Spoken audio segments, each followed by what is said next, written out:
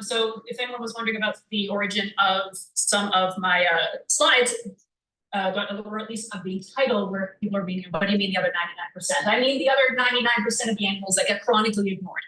I will note, I'm assuming that I'm so glad you guys are all here, by the way. Thank you so much for coming to this talk, because I adore chatting about awesome things that I am fortunate enough to get to witness or get to do or get to contribute to. And now I get to hold you all captive as you listen to me. Verbal diarrhea, all of the past words, all the past year's work. I will preface this talk by mentioning that I'm going to try to stick to most of the success stories, or at least I'm going to sprinkle some of those in. Is there anyone here who is not familiar with the parable of the two wolves? You're allowed to raise your hand. You're allowed to not know things. All right, but so there's enough people here that I'll share a synopsis of it, because there's multiple different versions, but the base meat and potatoes of it is the same. Nobody seems to know where the parable came from, where it originated from. Some people attribute it to an old Cherokee legend, et cetera, but suffice it to say, it boils down to there was an elder with a grandchild or a young child, and the elder tells the child, inside of you, there are two wolves who are always fighting. One of the wolves is the good wolf.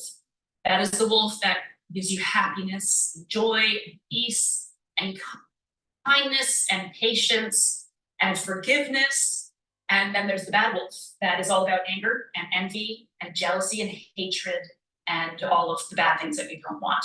And those wolves are always fighting. And the child asks, well, which one of the wolves wins? And the elder replies, the wolf you feed. Right? That's fantastic news. So you're not allowed to starve either one of them, because you starve an animal, it gets out of control. You want to feed both of them. You don't want to let one of them completely win out over the other. So in that spin, I would like to say today, I'm hopefully going to be feeding mostly your good wolves. So, and again, as previously mentioned, if you have any questions, if it's just a quick yes or no answer, feel free to shoot up a hand, ask, and I'll see what I can do. If it requires a lengthier answer, we'll have to save it for the end. So some of you may remember this slide from the last time that I spoke with you in 2022, when I went over the nuts and bolts of RBG's board-approved turtles site-specific recovery plan for all of the different activities and mandates that we enact on our properties and with partner organizations in order to help slow the decline of turtles, stabilize it, and maybe even reverse the decline. And of course, that is a multi-pronged approach. It involves habitat quality improvements, education and stewardship, and outreach. We work at reducing adult mortality and increasing recruitment rates. And a lot of people think that mostly looks like fun stuff like this, because we do run into a lot of people who, while we are out doing this work, and we are doing the very visible, very obvious, oh, you are working with turtles, for turtles, and yes, but actually the rest of it looks more like this, where you are not actually interacting with turtles, but you are seriously helping them out a lot, especially when you consider the number of turtles that we have lost due to poor habitat, declining habitat, degrading habitat, habitat loss, habitat fragmentation, road mortality, even ones that get killed by garbage, fish hooks, tires, and ones that get poached or whatnot. There are so many things wailing at them throughout all stages of their life, as eggs, as hatchlings, as juveniles, as adults. And this is not, by the way, something that I enact alone, by no means at all. There are so many people involved in all of this work. There's people who are doing it very short term. There's people who are working away at it long term, like myself. There's folks who volunteer to do it, which those are my favorite kind of people. They are folks who actually willfully, freely donate their time and effort to make a spot on the earth a little better than how they first found it, and they make it better for species at risk. So, and I see a few of those volunteers in the audience tonight, so thank you. You're pointing at him, you should be pointing at me too. So it does, as a side that you can recognize in some of these photos, that it involves night work, it involves planting native vegetation, it involves cleanups, it involves installing and maintaining roadkill mitigation fencing. It involves removing invasive species, both the ones that move and the ones that grow. It involves maintaining habitat in certain areas so that it's available for turtles to use and other animals before they get to someplace unsafe. Now, as for some of those highlights I was mentioning, feeding your good wolf, I will mention that this number that I've got on the side here, we've got about 1,320 meters, which is over 4,000 feet, of roadkill mitigation fencing that was installed or upgraded this year. And there's a few of the techs that have been involved in that work. Feel free to stand up and take a bow. Oh yeah, eyes are on you. Well done.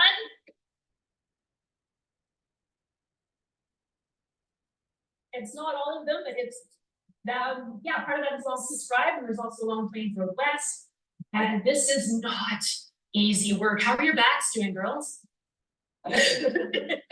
Yes, it is, but it is well worth it, let me tell you, because Carmen says that she approves. That is Carmen. She is one of the females that we track, and she was repeatedly nesting each year, annually, closer and closer and closer and closer away from the forest towards the road. And I was getting very nervous because we needed to get funding to get that fencing in. And sure enough, this year she wandered right up to it. And we had the beautiful joy of being able to thwart her efforts and say, not this year, girl, you do not get to wander onto the road. So many thanks go to volunteer Jeff Leader, who took these photos while he was volunteering, doing the night tracking with my assistant, Megan.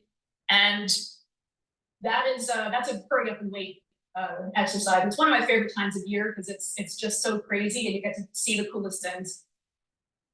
So we're also always looking for nighttime volunteers if anyone's interested in hurrying up and waiting through the bugs and the night and the heat and the slopes and the sweat and the confusion and the 5 a.m.s.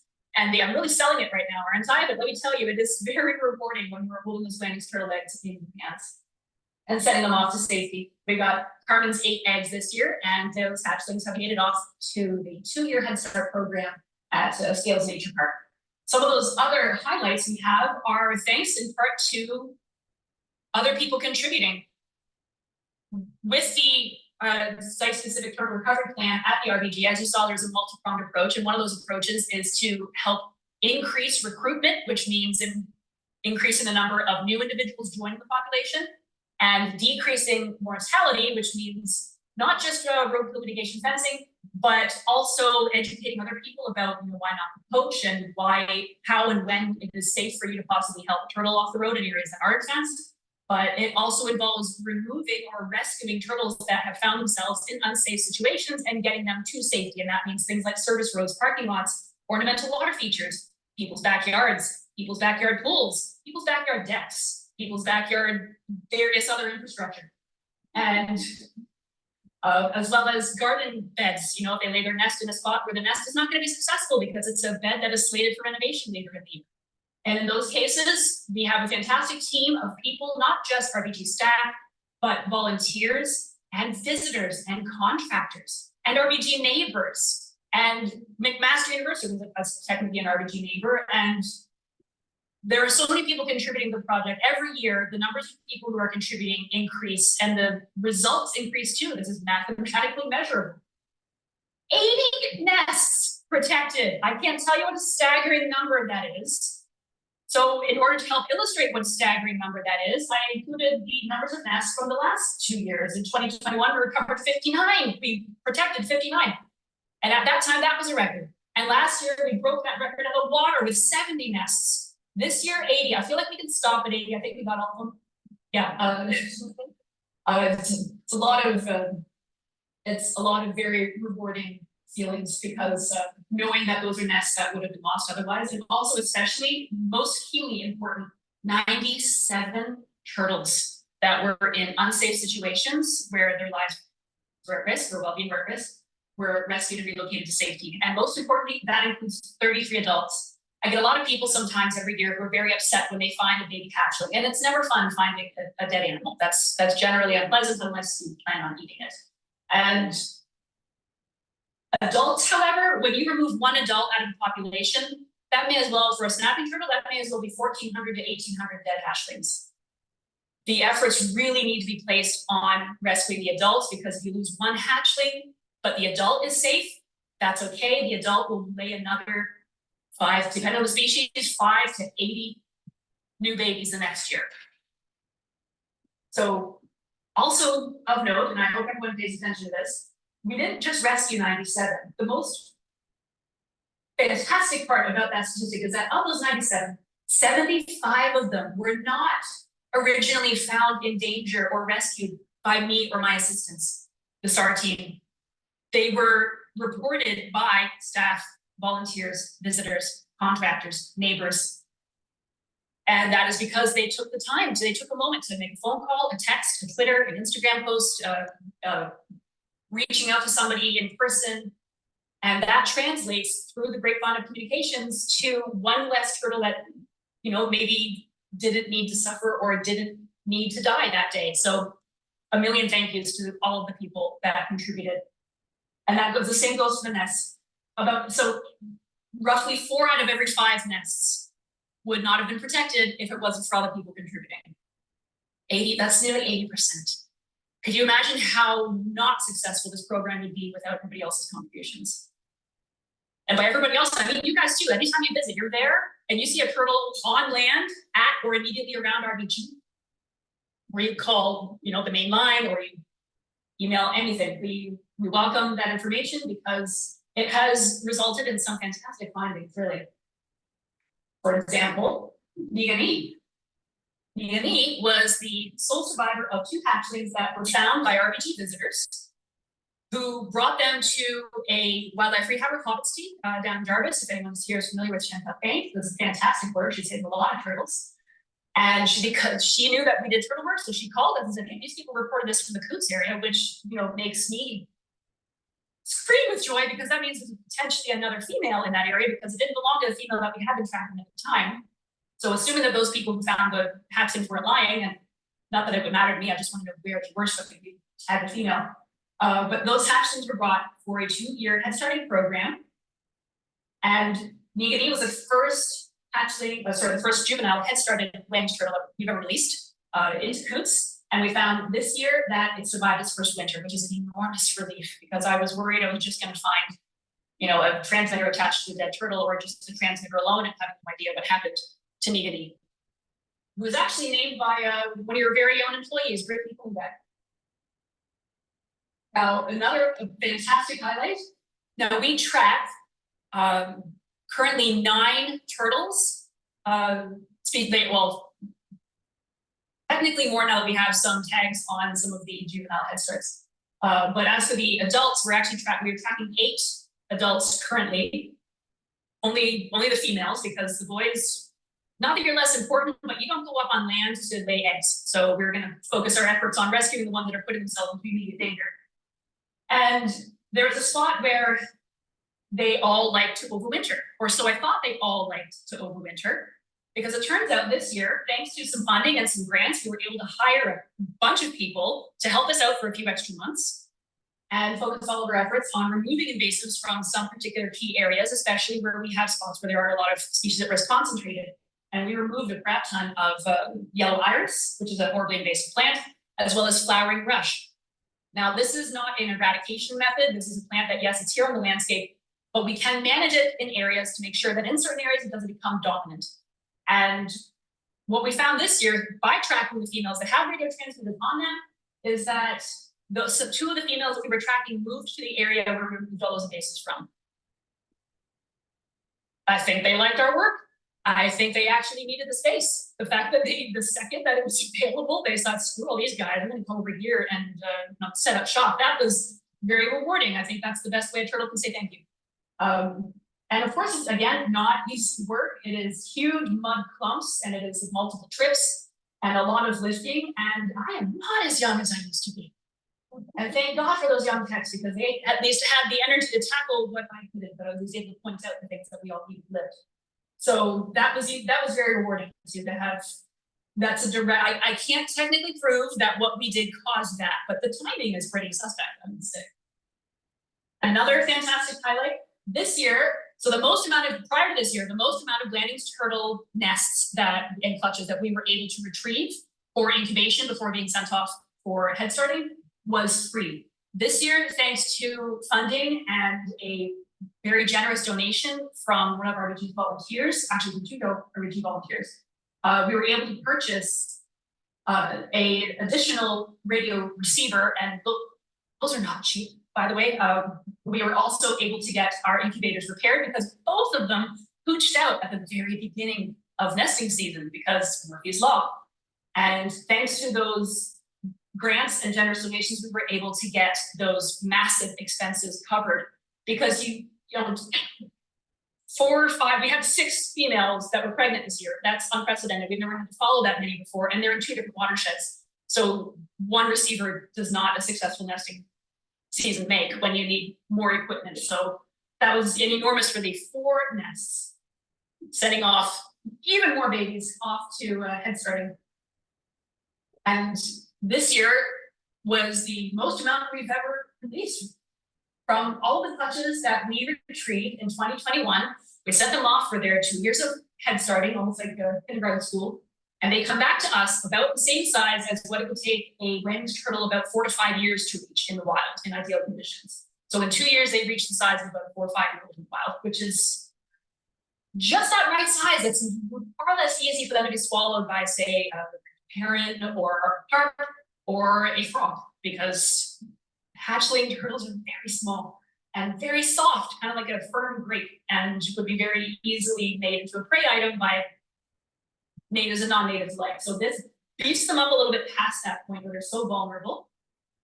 And with the release this year of 7 babies from Lola, 8 from Seneca, and 7 from Carmen, we've nearly doubled the previous estimate of 20 to 25 land turtles in our Regis wetlands, which is awesome.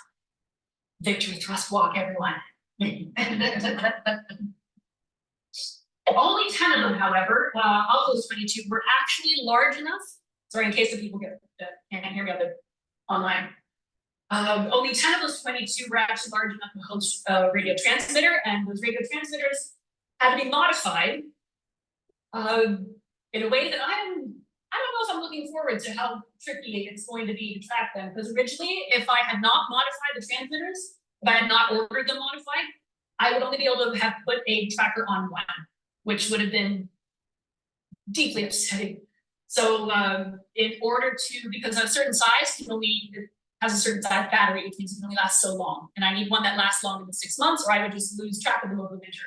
So in order to make this tiny thing last longer, we had to cut the pulse rate in half, which means instead of being able to tackle and track something and saying beep, beep, beep, beep, it is now beep, beep,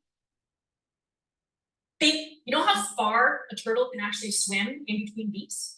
So I might need to, who here feels like getting muddy? Because when it comes time to track them and switch out those transmitters, I'm gonna need someone who's willing to dive into cruise far. Adventure awaits. So just a little bit of kibble for the bad wolf, unfortunately. We now that we have spent 8 years technically, actually, so prior, it did start prior to me starting here, directly trying to work at increasing recruitment of landing turtles, and monitoring at least the 7 to 8 years of the data we've found. What we've reported is that the deformity rate and the infertility rate of our Atlantic turtle clutches over these years is a lot higher than expected. There's not a whole lot of data that we can compare it to.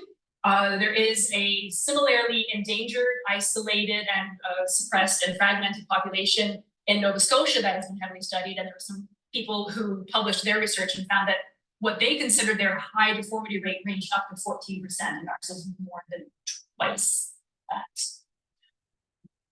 I can't prove what it is about. It could be linked to inbreeding. It could be linked to contamination. They are, after all, in a wetland that is directly beside a botanical garden that had God knows what kind of pesticides poured onto it back in the 30s, 40s, 50s, 60s, 70s, 80s, and now. But this does open up opportunities for us to pursue other options to help supplant the population. Well, to help augment the population that we have here. For example, the Toronto Zoo's current head starting program actually involves taking eggs from adults up in these focus areas, and so not moving the adults, but just retrieving eggs from adults that are up there in the area of Ontario where the population is a little healthier than it is down here, and they incubate those, raise those for 2 years, and then release them in the Bruges Valley. Because they found that, well, for one thing, they didn't have the capacity to do the work that we do on land turtles, which is all of the trapping and the tracking and the monitoring, because and have to follow a female for up to 30 days until she chooses a nest site. And they also had so few adults to track. So they realized they would need to bring in some outside genetic material. So what we have, since our deformity rate and infertility rate is a bit concerning, my hope is that we investigate the opportunity to potentially mirror some of the Toronto Zoo's efforts, but here at RBG. Some other highlights include, I love this before and after picture. There were so many other before and after pictures that I wanted to include, and I had some colleagues tell me, Sarah, it's picture vomit. There's too much. You need to cut down, and I agree. I have problems knowing when to stop when I get excited about something. But this was a particular spot where we had some endangered American columbo. And if any of you have never heard of this plant, please do Google it if you're interested in computer work, because it is absolutely gorgeous. It's also very mysterious because there's so much not known about it, because nobody can even predict when it's going to bloom. You can plant a rose and know roughly when it's going to bloom. You can plant a corn kernel and know roughly when it's going to bloom. Nobody has any idea with American columbo. It is what's called a monocarpic perennial, which means it can stay non-flowering for decades, like up to 30 years, which is as long as somebody was studying them, and then I guess they retired. So maybe it goes on for longer. But at any time in that period, it will bloom and then die, and then that's it. So really hard to study something that had that long of a lifespan. So there is a particular spot where we used to have 14 rosettes, and this spot has gotten completely riddled with invasive species. And we were able to tackle some of the invasives around that site, and that's actually Brittany coming back in the background there. Revisiting that site now in 2022, like early 2023 in the spring. So you can see the arrow, the white arrow on the picture is actually indicating the same pile. So it was a horrible mess of invasives. We removed everything. There's the pile of invasives that we left there, and that same pile that is now completely defoliated in the upper picture and the upper part of the picture on the right. And the yellow circle is noting an American columbo rosette that was saying, "Oh, thank you," because it needed some sun. Even though it can do open woodlands, it can't do like full heavy shade, and they have found that the individuals that are stuck in full heavy shade don't bloom, which means they don't reproduce or spread or even maintain themselves on the landscape. They risk getting just completely outcompeted by all of these species. And I will note that my former colleague Brittany Killingbeck, your current employee, and also Jen, is always looking for assistance when it comes to removing invasives from the Sheila Dunduli area, where they have, which is one of your properties, I believe, where there is also a fantastic population of American columbo. The invasives at that site are not as bad as I've seen on some of the spots of RBG, which means it would be easier to tackle. Let me tell you, it is a great adrenaline exercise rush when I'm ripping something out of the ground and I get to kill it. And so it's fantastic things for endorphins to get the exercise high. It's not to mention you get to, again, make a spot on this earth better for endangered species than it was when we first found it. I do know, I will fully acknowledge, you're laughing at me already. I did already share this slide last year with you guys. I might have buzzed through it pretty quickly. I'm posting it here as a reminder because I have seen some people, I don't know if any of them are here, posting pictures of notched turtles at and around the RBG area. Thank you. That is fantastic of you to do. And even ones that are showing up in the Hidden Valley area off RBG property, that the photos are sufficient to show that the turtle is one of our own ones that we have notched on our property, which shows where they're moving around and how far they are moving around too. So one of the helpful things, if any of you are out and about on the lands and you happen to be one of those folks that carries a camera in their pocket in the form of a phone, and you can take a photo of the turtle that you happen to see on land. And if you can, please take photos of both sides of the turtle, on the left side and the right side. Because we just get one side, I can't prove that there's no notches on the other side. And then we use that information to, we will pile through our notes and find out, hey, actually this one was notched over here in this year. And we'll always remind you, of course, the photos, get them as good as you can, because There are many things that can happen on a turtle that you think might be a notch, and you're not sure. So sometimes there's just natural injuries, or sometimes there's, you know, congenital deformities, and sometimes there's just a lot of algae covering things up. It can be very tricky. So the more photos, the better. And if you post it to things like iNaturalist, feel free to email them to me or to the RBG general mailbox and say, hey, check this out. Then I would be very happy to be able to follow up on that. So just as a reminder to the actual formal notches that we instill on the turtles are usually either triangular, if there's a smaller guy like the nap turtles or the painted turtles, or the blennies, of course, or they are round, which is what we're trying to put onto the snapping turtles. And they will always be in the middle of the marginal scute. If you find something that's in between the marginal scutes, that's not one of our notches. So we did it. So now that's the turtle part of the talk. Now we're moving on to the trees. And we got to do some, well, not some, loads. We did loads of American chestnut work this year. There is a tree called the American chestnut. Some of you may or may not have heard of it. And we are participating with a number of other groups that are working towards the recovery of this species. And of course, this is a marathon. This is not a race of a thing. It's not like the blanket turtle where we might be able to recover it within 50 years. This is something that will take the better part of a century, but people need to work towards it so that the people who come after us have something to work with. So what we've been doing includes monitoring and planting, and also some work looking into a seed orchard for chestnuts at RBG. So the American chestnut, currently endangered both federally and provincially. It was once considered to be one of the dominant trees on the landscape. The range from, from I believe the Mississippi in the southwest all the way up to Maine, including southwestern Ontario. And it was a massive tree. And the notes from the foresters at that time, because the tree did disappear before forest science was really a thing, from what they noted, we've been able to roughly gauge that its role ecologically was commensurate with its size. There were so many things that relied on this tree, and the loss of it so quickly had a devastating impact on the landscape. So now, currently, as of the beginning of the year, we knew of 8 American chestnuts on RBG property. So we do, and then we also take part in a breaking isolation program. But every year we will try to visit these trees, and we will assess if there's any hazard trees around them in the area. Like if there's a dead ash that's maybe going to fall on them and cause a large wound, well, we try to fell that ash so that it falls away from that specimen. So it's still going to fall. It just won't hurt anything when it goes down, or at least nothing endangered or human. There's also, unfortunately, more bad news. The first time at RBG, and the first record for the Hamilton area, the chestnut gall wasp. This is yet another invasive insect that creates these galls on the leaves, which then causes the leaves to die and fall off, which is sort of harmful to the tree because they need the leaves to eat.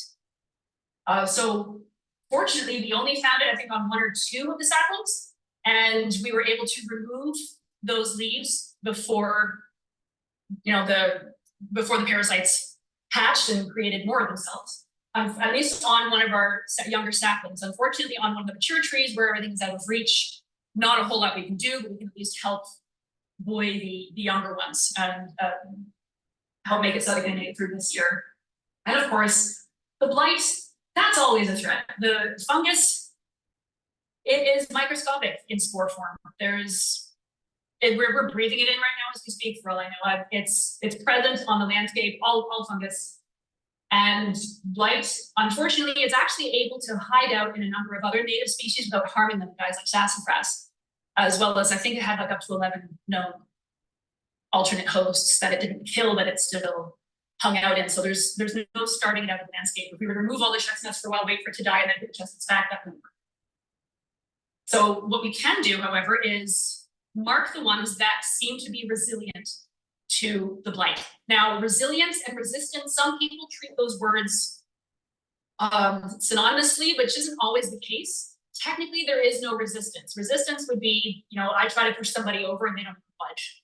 Whereas resilience means I push them, they fall over, but they get back up, as opposed to staying down. So we're trying to identify the ones that are resilient. The mere fact that there are any still on the landscape and the blight has been here for a century indicates that, yeah, these ones are likely showing some resilience to it, and we want to propagate those. However, the few that we know of on our property, only 2 of them are actually fruiting, and they're very far apart from each other. And that makes a lonely tree. So thanks to my 2 assistants, again, stand up, take a bow. There are now, they've increased the population of known chestnuts on the property by 4. In 1 week, they found 4 new ones that we previously didn't know existed, which is fantastic. Of course, we have retrieved those DNA samples from those and sent them off to the botany lab at the University of Guelph, with massive thanks to Dr. Brian Husband and his PhD associate, Ms. Sophia Stoltz. And we're eagerly awaiting those DNA results because it can be very tricky to tell American chestnuts apart. Now, there are leaves, there's the upper side and the underside, and there's twigs, and there's bark, and there's fruit, but then there's also how those leaves, bark, and fruit and twigs exhibit themselves on the sunny side versus the shaded side of the tree. And there was a fellow that actually did work, thinking back in 2008, an unpublished thesis at the University of Guelph, where a fellow found out that if all you have to go on are leaves and twigs, visually you can't actually differentiate between a hybrid and a pure American chestnut. And we've got some hybrid issues because one of the ones that we found last year that we were so excited about turned out to be a hybrid, which is indicative, well, there's a non-native somewhere in the area, and we're going to need to get rid of that one so that the native one can propagate with our help, of course.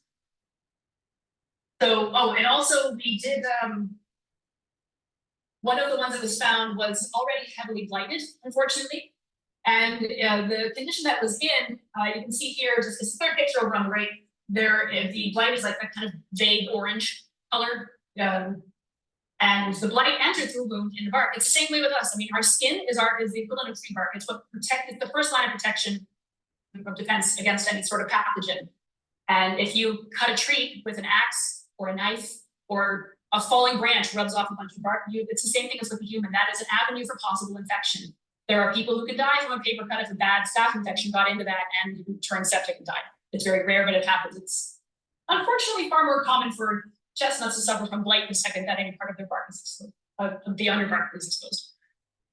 So this is one of the things that highlights, if any of you ever see a chestnut or what you think might be a chestnut, please do report it. If you were online, just you just Google like the Canadian Chestnut Council, and they'll send somebody out to retrieve samples and find out if it's a pure or a hybrid or perhaps a non-native planting, and see if there's something we can do to help cultivate it.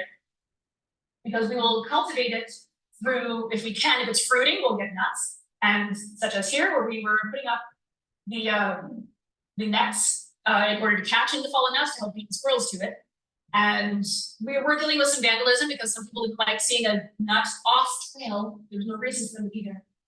But there was actually somebody who I got to hire for a fall who helped with me on it using the full cover leaf nets that had the holes small enough to make sure that the nuts didn't fall through, because the nuts are inside these very horribly spiny husks that will fall down. And I used to think that, I just need nuts that are big enough to catch those, and they're about the size of a golf ball. No. Turns out the fertile nuts take a little longer to develop on the tree. So later in the season, they just eject from the fruit and land, and they're this big, and you need very tiny holes to catch those. And we were able to find 2 fertile nuts, especially off of this one tree where we put the net underneath. And that's super important because this tree is too tall for us to collect any cuttings from it. So there's the nuts are how we're going to be able to get any production from it. Although next year we're going to look into possibly getting a volunteer arborist in who can climb the tree and retrieve some cuttings for us that we will then deliver to the good Dr. Dragon-Gallic at the University of Guelph Simcoe Research Lab, and he can graft them onto the rootstock of other native chestnuts. So one of the things that we were working at around some of our native chestnuts, and by we I mean RPG, because I was relying heavily on a team of invasive species techs to tackle that this year. Well, we were working on addressing invasives within a 20-meter radius of our known wild chestnuts. I think we didn't technically plant, but there was a spot where we have had issues with so many invasives, so many. This is just a sprinkling of the ones in that middle row there. And it's not just invasives too. What we have found is that there's some problematic native species. For example, grapevine, while many grapes are native, and a lot of birds and insects heavily rely on them for food and nesting, especially scarlet tanagers, they love them. But when you have ash trees all through the canopy that have dropped, and now there's all these open spots in the canopy letting a lot of sunlight in. Grape doesn't like shade, it loves sunlight, but suddenly there's all these spots that are opening up around where it wasn't previously conducive for grape habitat. And now you've got grape that can grow 6 to 8 inches a day that can rapidly encircle a enclosure that is trying to keep deer from browsing on a chestnut. Another problematic native species, I'm putting native in quotation marks because native is rather a loaded term. There's different interpretations of it. If anyone here is familiar with Eastern Redbud, absolutely beautiful tree. Raise your hands if you're familiar with Eastern Redbud, like these gorgeous pink flowers. And you've probably, how many people here have been told that they're native? How many people here planted them? Yeah, because they were native. You heard that they were native. The thing is, there are different interpretations of native. You could be native to Canada, say you're from the Yukon. Are you native to Ontario? Not quite. You could be native to Canada because you're, from a tree that's from BC. And it could be a tree that is found all throughout Western Canada, but is it actually found throughout Eastern Canada? There's trees that are, or there's plants or insects and such that are native to, say, the Great Lakes region, Ohio, New York. Maybe they've actually never been found in Ontario. Something can be native to Ontario, like jack pine. Jack pine does not naturally grow in the Hamilton area. Would a jack pine be as happy here as it would be, say, up in the French River area?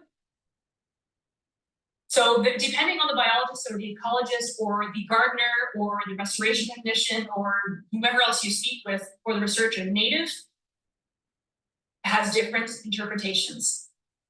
I would always encourage people to look into what is native to this watershed and plant that, because here there are controls on its population to keep something from going insane.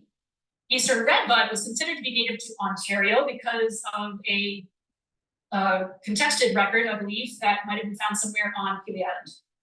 So it was never actually on Maine.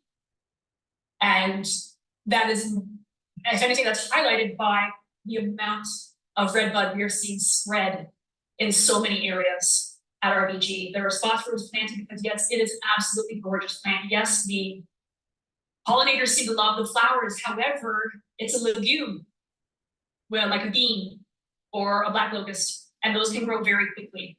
And Eastern, say, a black locust, which is also a legume, can take about 5 years to reach what would take an oak 20 or 30. And the Eastern Redbuds that somebody had planted along the Bulls Point Trail several decades ago had just been pouring seeds onto the landscape all this time. And when we removed a crap ton of honeysuckle and buckthorn and privet and barberry and multiflora rose from around one of our breaking isolation sites, I would love to see some maple and some oak and some black cherry and some American beech and hawthorn being come up, and the only thing that came up was redbud. And it is swallowing the area, literally at one tree, like 53 staff hours over the course of 1.5 days, we removed over 2,000 redbud, and we're not even close to done. Help! Please do not plant Eastern Redbud if you are adjacent to a natural area, or maybe your land is upwards from a natural area and the seeds from that tree are going to eventually wend their way to a natural area through wind, water, or wildlife. Or that maybe you have friends that say, oh, that's a gorgeous tree up from your house, I'm going to plant one near mine. Tell them no if they live next to a natural area. And if they are wondering why, give them my number, I will show them and invite them to come out and help. What happens when something gets a little out of control, because the deer don't like it.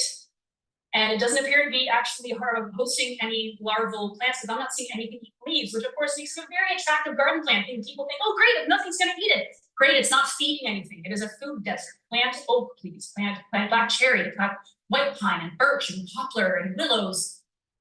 Not Eastern Redbud. And actually, to my knowledge, the city of Hamilton has refused to plant any more Eastern Redbud because they had so many requests for it. They didn't want to create a uniform city covered redbud, because what happens if something attacks the redbud? Same thing as what happened when they lost 20% of the city canopy, losing all the ash within a decade. It's very expensive to maintain. So they want diverse. We want diverse too. And as much as you can interpret it as being native to Ontario, the political definition of Ontario, it's not native to this area. It's having more issues than I would care to admit, to the point that we're going to have to use pesticides in some of the spots in order to manage it because it is beyond what we could handle manually. So at least we manually removed it from within the root zone of the endangered species, and we're going to have to see what comes next. For example, tree removal on the left, post removal on the right. See that one lone little chestnut that was completely, nearly swallowed by all of that redbud. That redbud, by the way, is 5 years old. That's all it took. So, as I mentioned, the breaking isolation program before. As a single gal, I can understand being reproductively isolated. And I'm joking, but the goal of this chestnut dating service essentially is to, first of all, find and identify and maintain and care for the known remaining specimens on the landscape of endangered American chestnut, but also since they need to break free from this reproductive isolation, the breaking isolation program entails us planting a minimum of 10 saplings of genetically diverse American chestnut saplings around them within a 10 meter radius, I believe, 10 to 30 feet, 30 meters. Brain fart. Anyways, we used to have 2 sites, and we unfortunately had to replenish those sites. They started in 2015. At one site, we lost all of the saplings, and at the second site, we lost 6 of the original 10. Now, this year, through a lot of work, we were able to beef that up to 3 sites and another that is sort of en route, it's work in progress. Some of the considerations that we noted was that chestnut is a diva. My God, I'm amazed that any of them even remain on the landscape. They need very well-drained soil. They do not want clay. They don't tolerate it. They won't grow in it. They shrivel and die. They want something that is easy for them to break their roots through.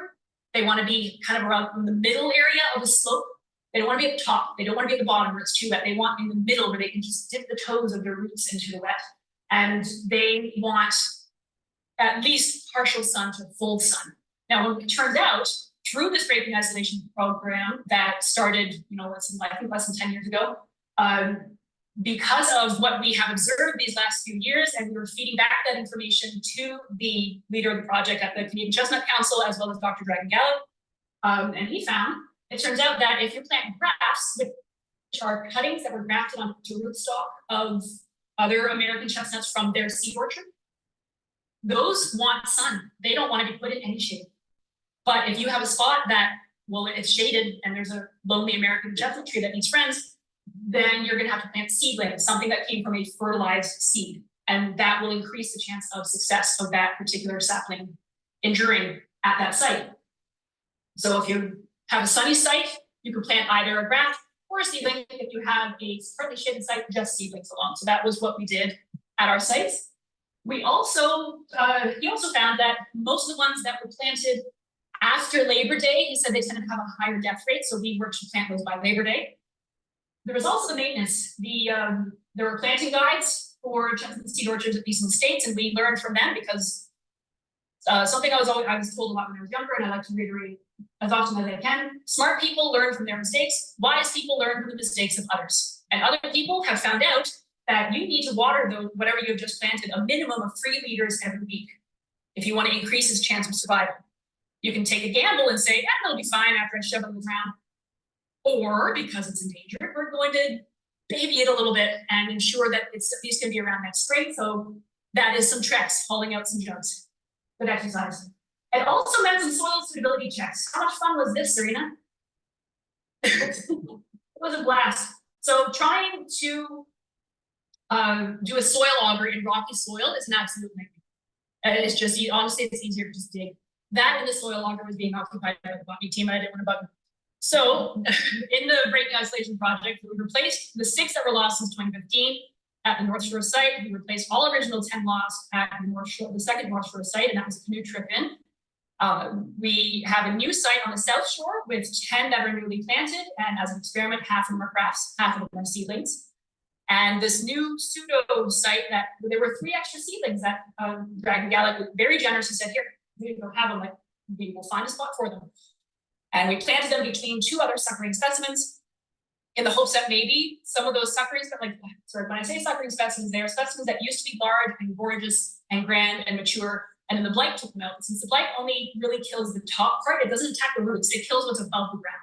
So you kill what's above the ground, and there's all this energy stored in the roots, and the roots send up suckers. And sometimes, not often, but sometimes those suckers can regenerate into a new tree. So we want to help give that new tree of whatever it will become someone to hold hands with.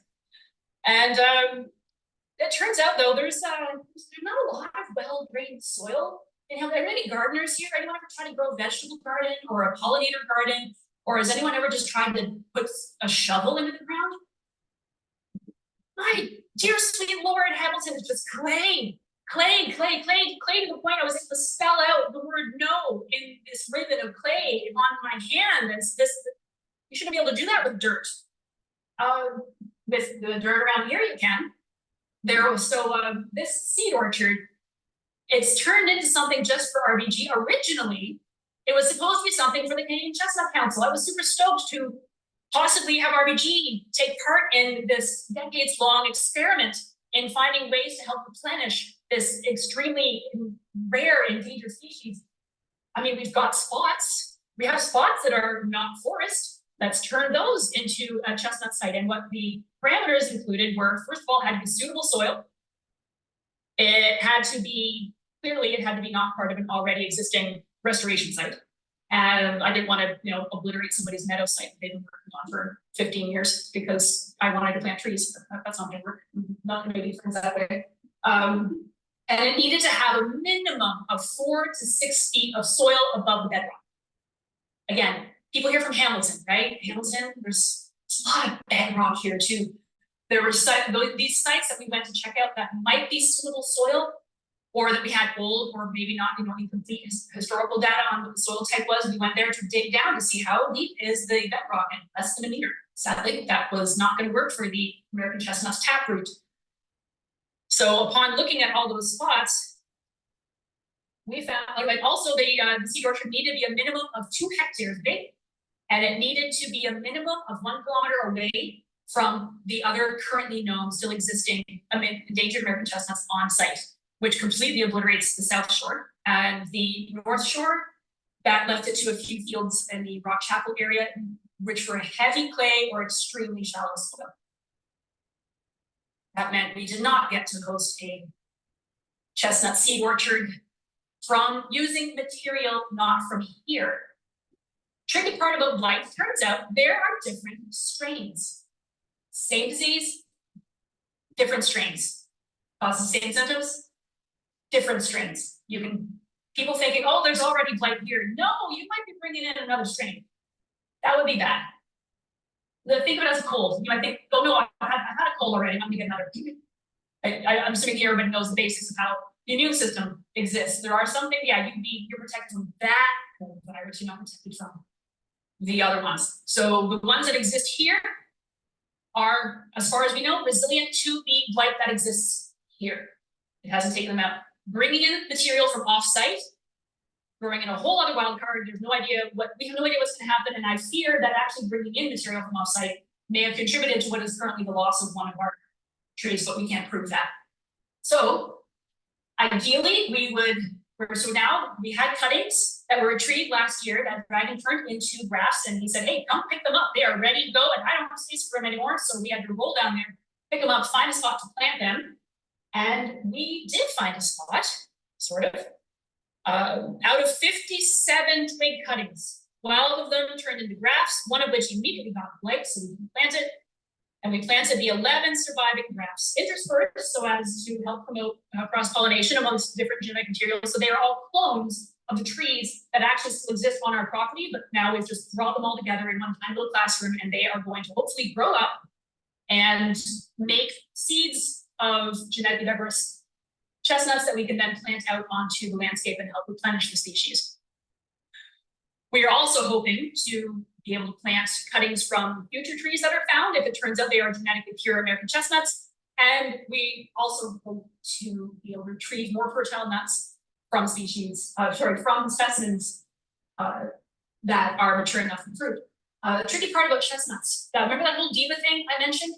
They don't like themselves that much, or they like themselves too much. They don't want to breed with themselves. They have male and female parts on the same plant, but which is considered called monoecious, but the parts of them bloom at different times, and that helps prevent them from fertilizing themselves. And I was informed by someone who knows more about this stuff than I did, that they would actually recognize their own genetic material and kind of shut down and say, oh, nope, I don't, my flower just got dusted with my own pollen, I don't want that. So they would shut that down. So of course you can't plant a bunch of clones around its parent clone. That you would create no new chestnuts that way. But on occasion, extremely rarely, and it has only been reported, on a few dozen occasions that the tree kind of accidentally pollinates itself, and that's where you get the fertile nut from. People are wondering, why aren't you getting more nuts? We would get more nuts if there was another tree within about 30 meters of these other trees, because then the pollen, which is wind is first, not so much by bug, but more by wind, would be able to fertilize more nuts. So us getting 2 nuts off of 1 tree was that was another victory trust walk moment. Beyond just the turtles and the American chestnut work and the restoration work, there are other creatures aside from the cute furry critters. It is very easy for the things that are furry and feathery and large to be noticed and adored. And I love that people do that, because that is, to me, that's just a gateway critter. We need people who are going to be also therefore noticing the things that those beautiful, cute, conventionally cute and beautiful critters rely on. There are so many people I've met, and myself included, before I started working in RBG, I didn't know anything about freshwater mussels except for zebra mussels. I knew zebra mussels existed, and that was all I knew. And I have since learned, well, RBG has at least, I think, 11 species of freshwater mussel. A number of them are rather rare, and a great deal of them are also species at risk. Turns out there are actually over 40% of freshwater mussels that are in decline right now. Some of the species right here in North America have already gone extinct in the last few decades. And so few people are actually even paying attention to this taxon, and not even just this taxon. Being able to have a smartphone, and I hope some of you, if you haven't yet made that leap and drank the Kool-Aid, I encourage you to do so, if anything, just for the iNaturalist stuff. Because there are so many things I didn't know what they were. And all I do is I take a photo and show where it is, and people who actually do know what it is tell me what it is, and then I know what it is, and I get to spread it to all of you guys. And there are some fantastic creatures that we have found right here in Hamilton, which is by the way, enormous biodiversity hotspot. And further success stories, for example, this is a picture of Senior Ecologist and Megan, my intern, my summer student this year, on one of our mussel surveys, just wandering around on an open shoreline. And open shorelines are fantastic for shoreline cleanups, but they are also absolutely fantastic for mussel surveys, because we stay out of the water, but we're retrieving the mussel shells that guys like muskrats and raccoons retrieve. And so that gives us a view of what might be in the area, right? I can't say how good the population is doing if all I'm finding is dead things, but at least it's at minimum a presence survey, if not a presence absence survey. And for the first time at one of our restoration sites in Sunfish Pond, we reported a maple leaf mussel, which is a species at risk. And you can back age it from the growth rings to show that it was a younger one, which means that's recruitment into the population in one of these sites, which is absolutely fantastic news. And there was also the pink eel slitter that I found on the left, bottom left there. That pink eel slitter was found further upstream than any mussel has been found before in Grindstone Creek, which means that's a good indicator that they're spreading. That's fantastic news. We want them to spread. These guys are crucial ecosystem engineers. If you don't recall from, I gave a talk about freshwater mussels here to the HNC in 2020, just before the pandemic hit, in January of 2020. And I was talking about how amazing these guys are, because they actually intake dirty water and poop out clean water. That is beyond imagination. Nobody else can claim that same thing. And the more that I learned about them, the more diverse and beautiful they are. There's so little known about them. Some of them, they're actually reliant on fish as hosts in order to reproduce. And some of them are, except for zebra mussels, they don't require fish to reproduce, and they're everywhere. So if you remove a particular fish from an area, you might be removing the freshwater mussel that relies on it as well. And so you want to encourage them to be around. And so few people even pay attention to the ones that are showing up on the shore, but you can just take a photo, or 2 or 3 or 4, always take more, and find out where it is that maybe this one that you just found could never have been reported before, because that's exactly what happened here when we first found maple leaves here, or when we first found lilyput that had previously only been thought to exist in Lake Erie. Also, at our pollinator garden, that was started in 2019, right up by Raspberry House. If anyone wants to visit the RBG Arboretum, you're welcome to have a peek at it. It's right beside the staff parking lot. It was just sort of a pet project of some of the people in the natural lands team, because we were tired of seeing gardens filled with non-native species that are literal pollen deserts for all of our native insects. And at this pollinator garden, we have reported a great number of rare, declining, and SAR flies and bumblebees, which is very cool. Some of which don't even have any common names. They're so uncommon. They just have their difficult to pronounce Latin name. And even though they're rare, they're not always a species at risk. That doesn't mean they aren't at risk. I'll explain this. Species at risk, largely, it's a legal designation, according to the federal or provincial government. And that's usually meaning that because they have some kind of economic or cultural significance, somebody decided to put forth effort and therefore money and time into studying that thing.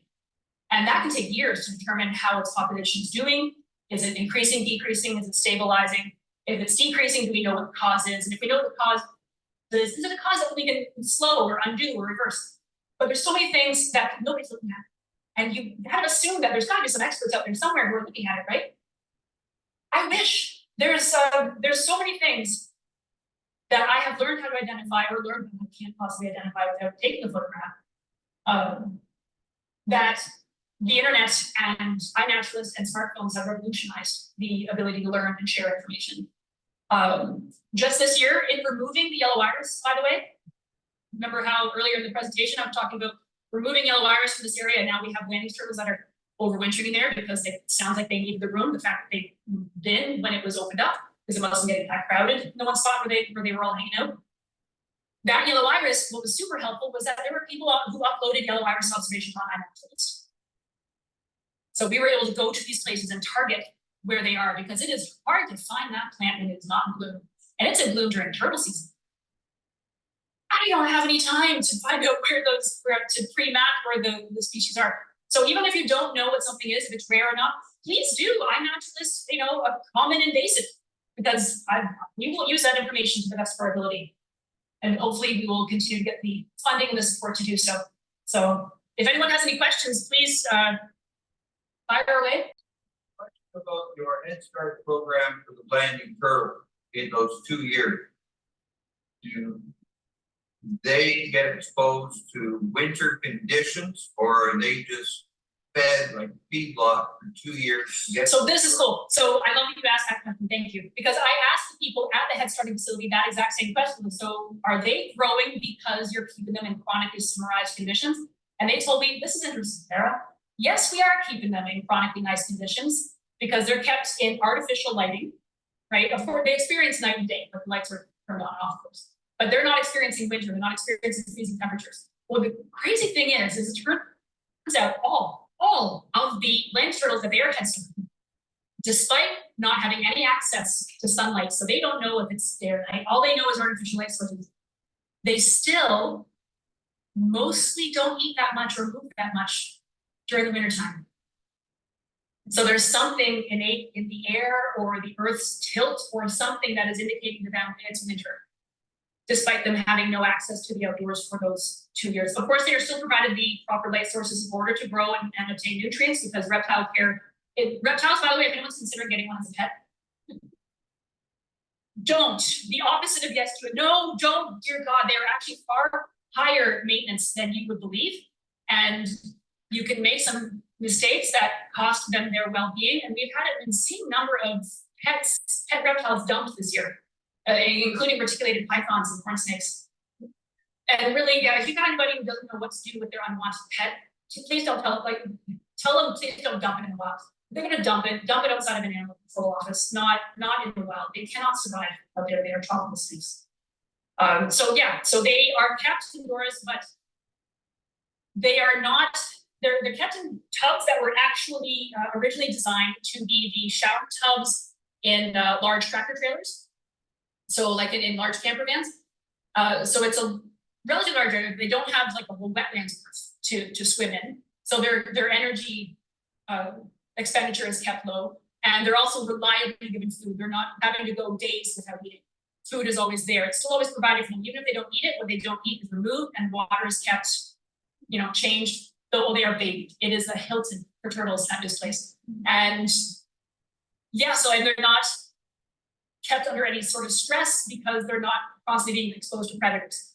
So I don't know what kind of a shape you might be in if you're kept in those conditions, but I already know I can't fit into some of my pants from a couple of years ago, and I have increased my sitting. So that would help them grow. It would, they're not overwintering, so they are just being given that boost. But interestingly, they are still responding as though they are. Yeah. Yes? Okay, somebody online has asked to clarify, grapevines are native to this area and will grow aggressively, but they don't need to be managed unless they're threatening species outbreaks. That's my bar for managing them, because I'm not allowed to go hacking on grapevine. Just because I think it's ugly or somebody else doesn't want another fence, or people are going to manage things as they want if on their own private property.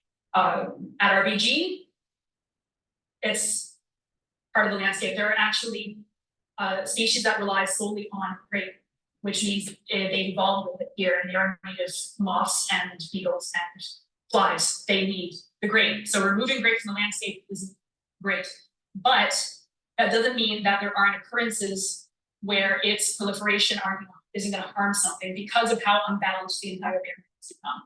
In a healthy landscape, grape would be on the edge of the forest. We've created a lot of edge, we being humans. We've made roads, we've made parks and urban areas and loads of edge. You don't get massive forests that are covered in shade anymore. I would be very interested to find out in that Caseland swamp how much grapevine there actually is and where it occurs, and I guarantee you it will be in the middle of the swamp. If it is, it will be very slow growing. Because grape can survive in shade, it just doesn't move very much in heavy shade. So you can get areas where grapevine can damage things, and in those cases, we consider that localized or targeted management. Which means if I have grapevine that's taking over one of my endangered red mulberries, sorry grapevine, they're common, mulberries endangered, I do get to pick favorites. Yes?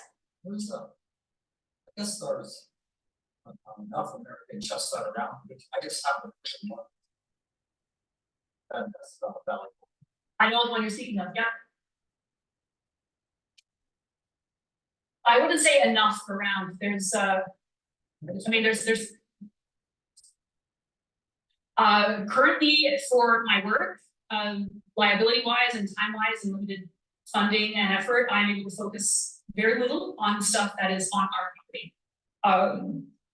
I would love to retrieve stuff, and as a private citizen outside of my working hours, I know I am welcome to assist the Canadian Chestnut Council, of whom I am a board member, to go and visit some of those trees that are off our property in the area. If they were asking, hey Sarah, we've heard a report of one, could you go and retrieve a leaf for a DNA sample? Hey, could you tell us if there's any branches within reach that would be suitable for retrieving cuttings, or if we would need to hire an arborist or bring out a truck or a crane, or not crane, but a ladder. Or if there's anything that could be done to manage it that happens on private property and somebody's willing to baby that tree a little bit.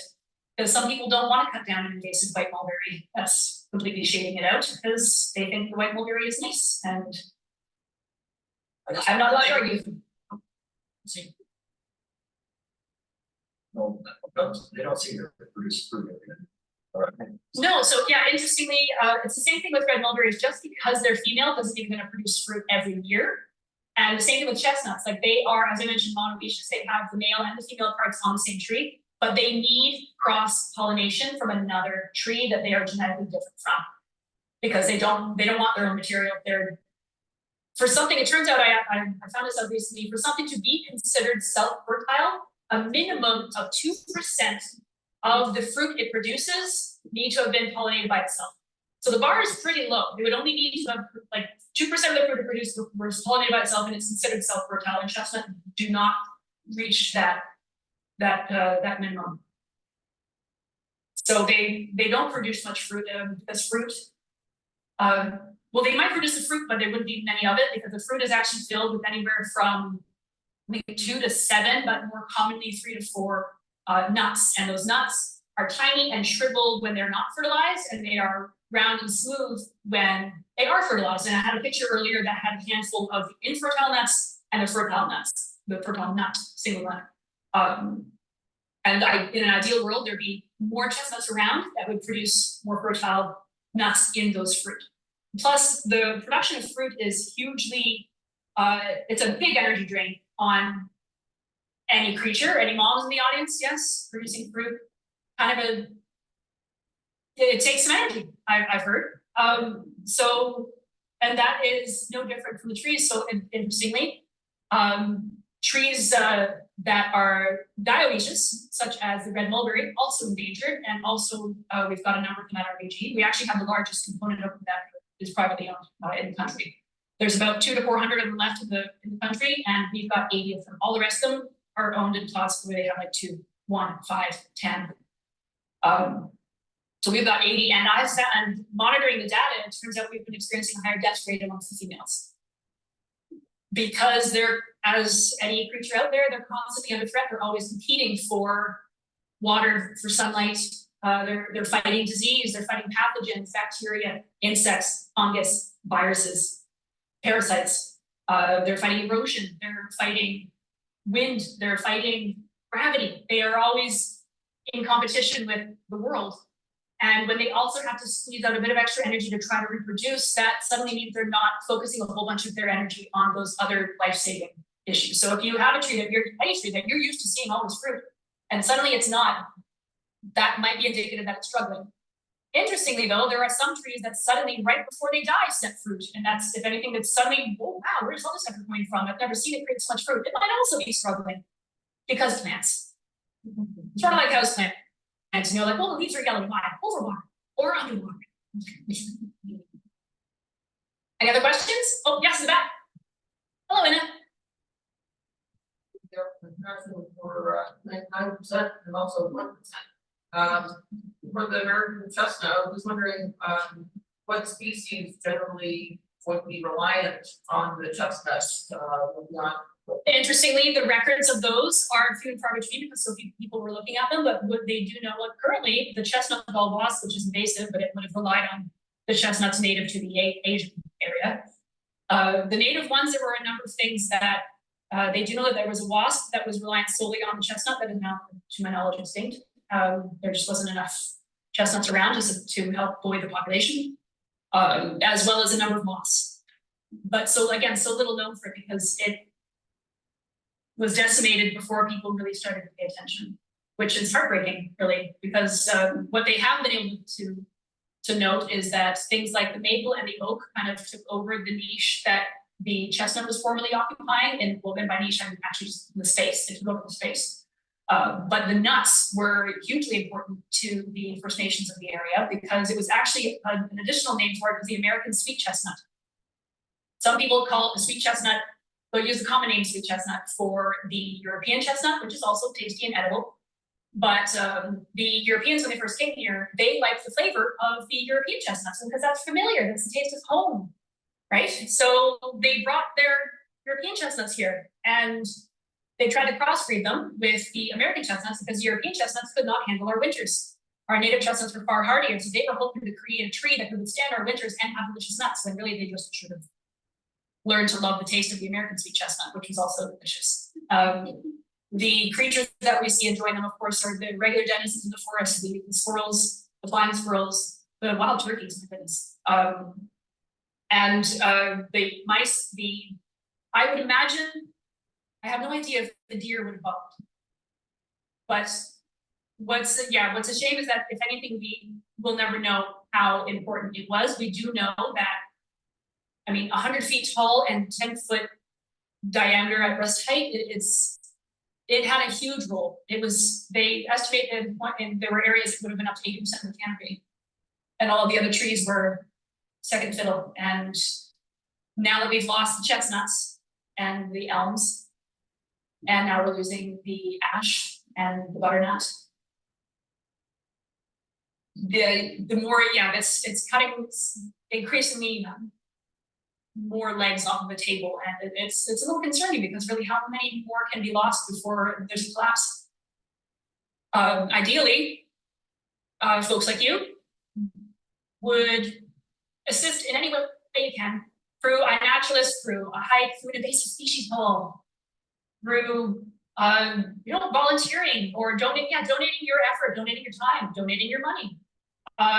Attending walks. My God, attend the walk with Charlie Briggs, because I learned more about plants in a walk from him in the middle of winter than all the stuff that I have tried to learn on my own in the time when everything is moving and lush, because he just leaks information and involuntarily, and it's all good stuff. So I strongly encourage you guys to attend Charlie's talk. Yes? How many plants are there here? Or any genetic analysis done to compare? No, would anyone like to pay for that and do it? Because I would love for something like that to happen. I was actually reading a study that someone had done, they essentially created a genetic family tree on a population of endangered gopher tortoises down in Florida. And this was in a particular area where I think they had like 12 or 16 left. And they found out that over 80% of the progeny that were being fathered every year were being fathered by one male. So yeah, social constructs against inbreeding aside, I think reptiles are slightly better able to handle it than we are, but also it's still just not good for a population. For example, like we're getting a much higher infertility rate and a much higher deformity rate in our progeny. And I wish I pointed it out earlier in one of the photos that showed the bucket filled with the juvenile hatchlings, and they were of different sizes, wildly different sizes. There was our smallest one that was down to something around this big. It looked like it had only been in head starting for a couple of months. And the larger ones that were more like this, like a big, really, small cantaloupe or very large grapefruit. And those were from the same clutch. They were kept in the same container. They were given the same amount of light and the same amount of food. So it's, I'm sorry? Yeah, yes, we can. I honestly, I will ad nauseam if you let me. Currently, we know of, in RBG's wetlands, we are aware of 16 breeding age adults, which consists of 8 mature females and 8 mature males. Although, 3 of those males we have not seen in quite some time, and I'm curious whether or not they're still alive. There is always a hope that there are more. We'd like to retrieve those ones to ensure that, there's anything that we can do to help them. For example, it is through the tracking data of my predecessor, as well as the tracking data that myself and my team have collected since, that we have determined areas that they're reliably visiting, which means, okay, I need to contact these landowners and let them know that if we happen to see this turtle in your yard, could you let us know? Because we don't want it to get hurt. And there have been instances, sadly, where the trackers on the turtles were the thing that saved their life, because of the 8 females that we have, actually technically only 6 of breeding age. The other 2 are sort of sub-adults that haven't bred yet, but I think they're close. They're technically larger than the smallest land turtle ever reported that was breeding. So I can assume that they're mature, but it's sort of like an 11 or 12-year-old girl. Like, well, they might be mature, but they're maybe on the cusp. And of those 6 that are breeding age, 5 of them had to be directly rescued from situations that would have killed them in the last, since 2016 when I started. Seneca would have been hit by a train or by a mower. Emily was trapped in the Henry barn when they left the door open, and she got stuck in behind some of the equipment at the back. Callie wandered right onto the road. 5 p.m. on Plains Road West to rush hour. Snatched her back just in time. Lola was trapped. She had wandered into someone's backyard in the Sand Cherry Drive area, and she had wandered off of their deck, face down, in between the deck and the neighbor's fence. And there was some toys and a garbage can lid that were here, so she was completely pinned, and she would have died from dehydration or overheating if we weren't able to locate her at, what time was that? 9:30 at night. So she would have died because there's no way anyone would have found her there. Emily came as close to getting mowed as well. And how close was Carmen to getting hit by that gator that those staff were driving at night? That close? Not that close.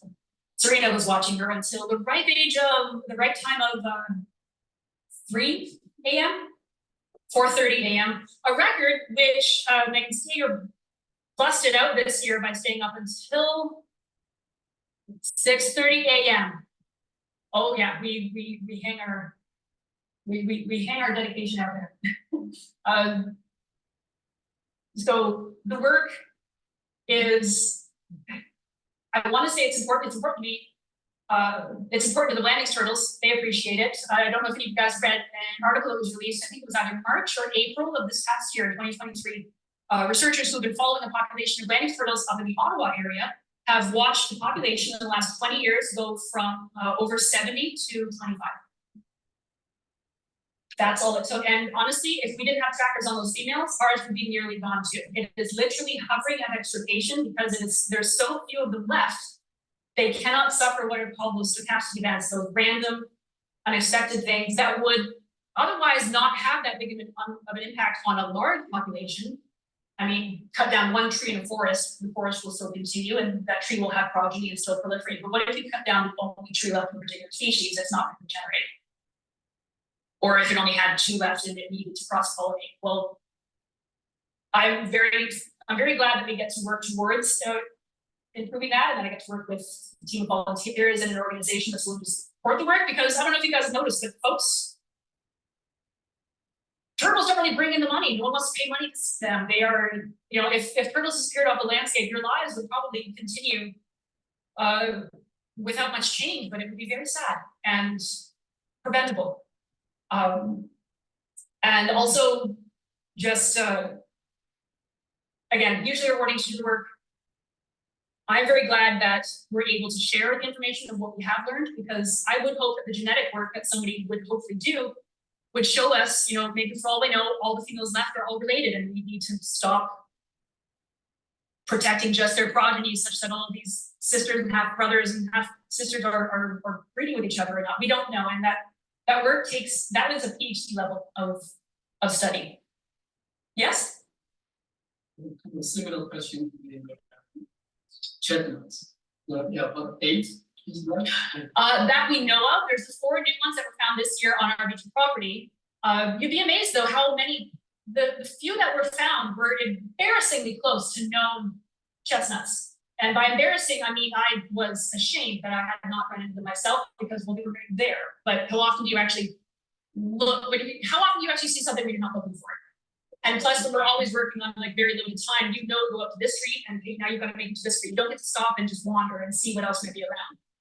Is Brian Husband looking at the genetic differences among us? So His PhD student, Sophie Indulge, was. Yes. samples that you have for the fungal pathogen. Do you have samples for disease tissue? So myself, no, and I don't know who would. I think there's some work that's being done on it in the States. Not too many people are looking into it, which is a shame, because American chestnut, it wasn't just ecologically important, it was economically important. Has anyone here ever gone for a walk, middle of nowhere, and you've come across these ancient looking and very dry, but still intact fence posts that are wood? Those are chestnut. Chestnuts, when they die, they stay standing for decades. There is one that was known to be dead for over 60 years, and it still was standing and hadn't fallen yet. It was wood that was extremely resistant to rot, which is super important for all of these creatures. So many creatures that rely on dead wood. A dead birch, it'll fall before it's finished dying. I mean, that is, they don't have much longevity, but they're also an early successional tree. They're not designed to last for very long. They hang out for a while in an area that's been opened, and then shade tolerant species out competed, and then it falls. But the chestnuts, I was talking with a fellow who he used to be the caretaker and owner of a farm that is currently hosting the Tim Hortons Onondaga chestnut sites there, where they have their seed orchards, the Tim Hortons Children's Camp around the Glen Morris area. And he leaned back, because I was telling him, like, I've got a chestnut that's dying, you know, it's close to some breaking isolation saplings. Should I cut it down and treat it as a hazard tree so that it doesn't fall down on these saplings that I want to proliferate? Because we do that with other dead things that are around endangered sites. And he looks and was like, I just had to cut one down the other day that's been dead since I was a kid. And this guy was in his 70s, 80s. And he said, you know, the only reason he had to cut it down was because there was like some hyper workers that needed it. out of the way. And he was sad to bring it down, but it had always been dead and it was still standing. So that was it was extremely resistant to rot. So it had high economic value. They used it for everything. And there's a spot on the North Shore of RBG that I've come across, and there's still these old chestnut fence posts that still have some like the remnants of barbed wire, but the barbed wire is darn near rusted out, and the wood is still there. So you'd think that there would be more of a push to help this tree replenish. However, because it's a long-term thing, because a tree will take at least 12 to 15 years to be able to fruit. And a lot of places don't like the long-term investments, right? But especially if they don't know how it's going to turn out. There is, however, some crazy people, I should not say that. There are some, however, I will say it, mad scientists who have created what is referred to as the Darling 58, and you probably will hear about this. The Darling 58, it's a chimera. It is a genetically modified organism. They took genes from, I think it's either barley or wheat, and they inserted it into the genes of an American chestnut. And they're calling it the Darling 58 chestnut. They're calling it the blight-resistant chestnut.